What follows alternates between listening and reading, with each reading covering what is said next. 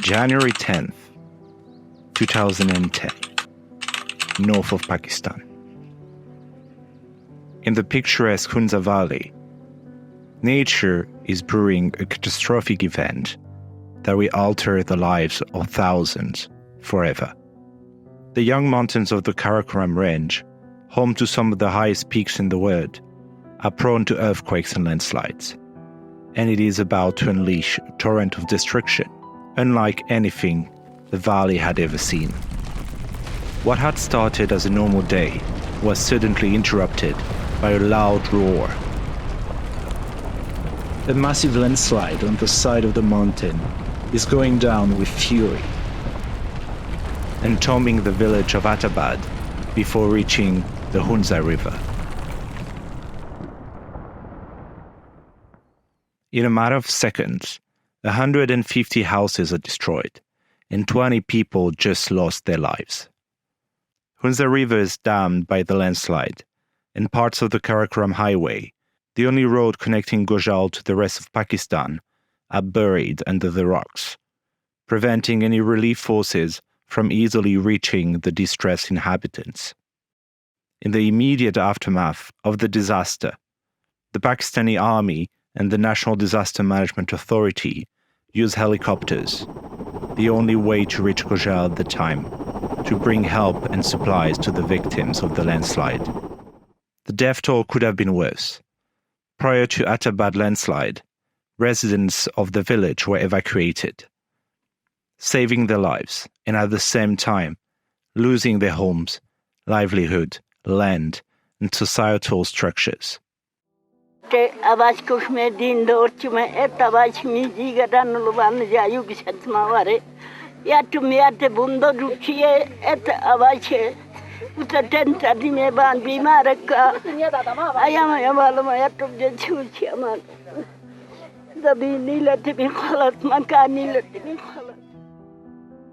Unfortunately, the nightmare was far from over for the inhabitants of Attabad and the surrounding areas. With the river dammed by debris, water started accumulating and drowning the rest of the valley, slowly gathering into a massive body of water that wouldn't stop expanding. Attabad Lake, the fourth largest lake of Pakistan, was born. At its peak, the lake stretched 21 kilometers in length, reaching depth of 109 meters, and containing a staggering water volume of 410 million cubic meters. The escalating water level of the newly formed lake endangers 5 villages: Ayinabad, Shishkat, Gomit, Gulkin, and Husseini. By late May, Ayinabad and parts of Shishkat were submerged, while Gomit, Gulkin, and Husseini face inundation of low-lying areas. The lake's expansion continues, claiming fields, gardens, and orchards. The increasing volume of water in the lake submerged additional portions of the Karakoram Highway and 6 bridges, further dismantling the transportation network in Upper Hunza. The magnitude of the Attabad disaster displaced 1,600 individuals upstream in surrounding areas. Countless villagers found themselves homeless, forced to endure months of living in makeshift tents. It was particularly challenging during the harsh winter months. Access to essential resources, such as food and medical supplies, became increasingly difficult, as the road connecting the affected region to the rest of Hunza was submerged by the rising waters. In the initial aftermath, supermarkets were overrun and depleted by frantic locals, exacerbating the scarcity of provisions. Despite efforts to salvage what they could before the inundation, villagers still lost their primary source of sustenance as their fields succumbed to the flooding.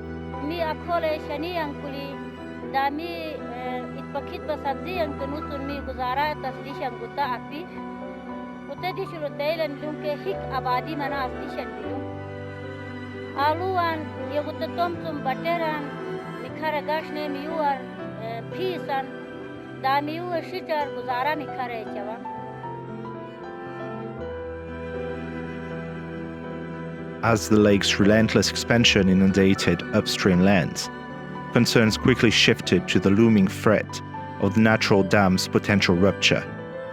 The prospect of the dam giving way, unleashing millions of cubic meters of water in a single catastrophic event, became a pressing worry for the authorities.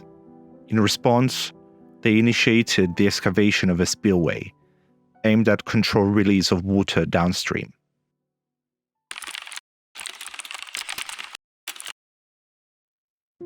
With the spillway preventing further expansion of the lake or new destruction downstream, a certain level of confidence started to emerge in the minds of people and planners about the viability of turning the lake into a relatively safe route for people and goods. Over the summer months of 2010, a new transportation routine was established. Local workers loaded goods onto boats, which then embarked on a journey lasting between 90 minutes to 2 hours to reach the spillway. At the spillway, laborers unloaded the goods from the boats and transferred them onto jeeps or tractors for transport across a dirt road amidst debris to the Karakoram Highway, where they were finally loaded onto trucks. Transportation costs soared due to the necessity of reloading goods 3 times. By November 2010, 33 boats were navigating the lake. The cost and duration of travel from Gurmit to Attabad, the nearest village after the landslide, had doubled and tripled, respectively, alarming many in Gojal who considered this boat trip perilous, particularly during medical emergencies. This new transportation system helped the trade between China and Pakistan, an essential economic lifeline for the region, to resume. Yet its size and magnitude had reduced to less than 1/4 of what it used to be. In winter, this travel route was often disturbed by extreme cold that turned the lake into ice, and strong winds and waves that suspended boat service, effectively cutting off the Gojal region again. This unique situation remained like this for 4 years, until a new road was carved through the mountainside and allowed easy transportation again. It had tremendous effects on the population of the north of Hunza, way beyond the villages that had been directly affected by the natural disaster. More than 25,000 people had been stranded further up the valley, unable to easily reach the rest of the country. This isolation had profound socio-economic impact on the local population, which ended up grappling with profound disruptions to their daily lives and livelihoods.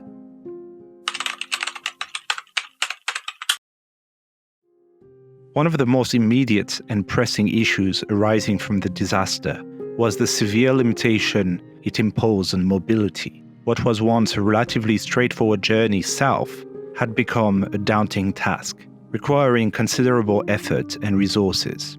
This overall new logistics of mobility significantly increased the cost of travel for the locals. Under such trying circumstances, the frequency of travel decreased substantially, with many Gojalis venturing out only for urgent matters, effectively rendering them stuck within their communities. Beyond the immediate challenges of mobility, the Attabad disaster wreaked havoc on the region's economy, leading to a state of economic paralysis. The blockade of the Karakoram Highway, a vital lifeline for trade and commerce in the region, had far-reaching consequences. Villagers struggled to transport cash crops to market, resulting in substantial income losses that plunged many into financial distress. Moreover, alternate income-generating activities like tourism or trade with China dwindled. Due to this extensive loss of income, many villagers were unable to pay bank loans and creditors. With approximately 70% of the food consumed being imported from down-country sources, the blockade of the Karakoram Highway limited access to these supplies, leading to inflated prices, especially for meat, which became scarce. Some villagers from the most northerly communities were traveling to China to shop, the journey being less cumbersome and the goods considerably cheaper. Efforts to grow more food locally were hindered by factors such as limited access to fertilizers and seeds due to increased transportation costs, resulting in lower crop yields. With the water level receding during winter, some fields re-emerged, but they were covered by a thick layer of sediment, rendering previously arable lands unusable. Despite these challenges, villagers were returning to subsistence cropping and traditional eating practices. Upper side valleys had sufficient land for subsistence production, while others relied on food relief from the Chinese government. Healthcare accessibility was compromised, with limited facilities available locally, necessitating journeys south for medical treatments, especially for pregnant women. Educational opportunities were also curtailed, with many students forced to abandon schooling to contribute to the household incomes, further dampening hopes for a brighter future.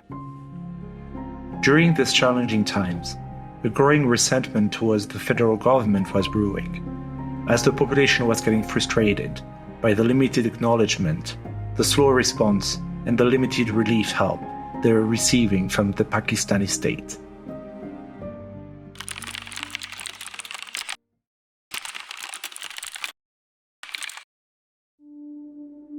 The Pakistani government faced criticism for its failure to prepare for the Attabad disaster and its slow response following it.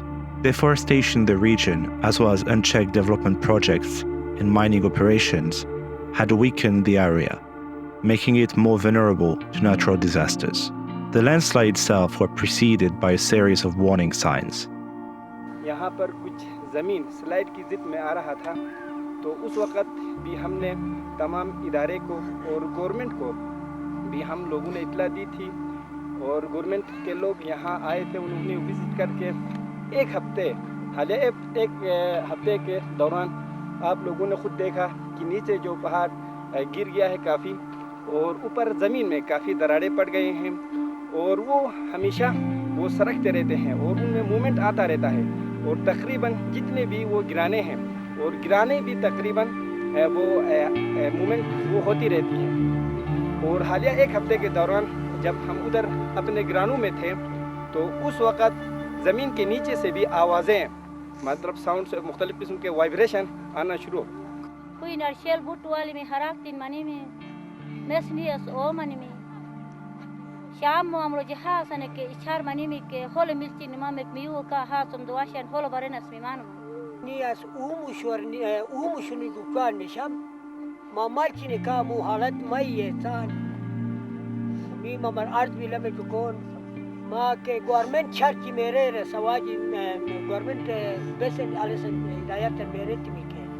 The Geological Survey of Pakistan, on behalf of the National Disaster Management Authority, predicted a large-scale landslide that could block the Hunza River. Recommendations for evacuation were issued. A limited effort from the government was made, making locals think authorities didn't care. It provoked bitter feelings among the impacted population after the disaster. In many ways, the survivors were left to fend by themselves with the consequences of this natural disaster. Initial responses to the disaster were marked by insensitivity and apathy from the federal government towards affected people. It was only after protests from locals and opposition parties that government officials, including the governor and chief minister, visited the affected areas to show sympathy and promise help. However, relief efforts were mainly managed by NGOs and local community due to political divisions and lack of support from higher political authorities. The Pakistani government agreed to mitigate property losses by providing compensation of around $7,000 for each family whose house was flooded or destroyed. But many households are still waiting for this money years after the disaster. Despite all these challenges, the impacted population of Upper Hunza stayed resilient and adapted to the situation, rebuilding their lives with their own hands and turning this catastrophic event into a source of future opportunities.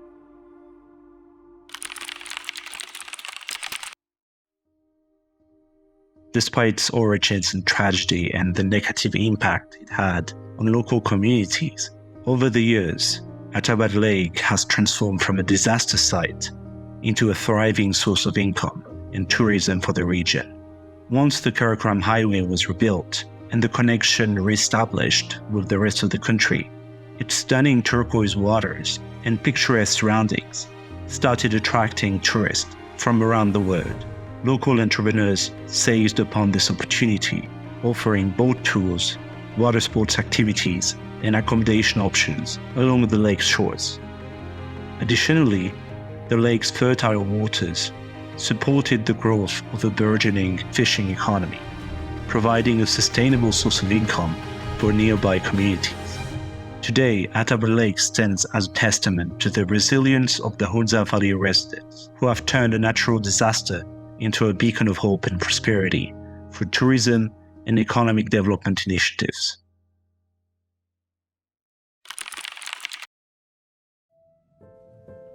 The new status quo in Upper Hunza may be disturbed again in the future, as the water level of the lake has been decreasing in the past few years. Specialists believe that the water flow have started widening the spillway, allowing more water to go downstream.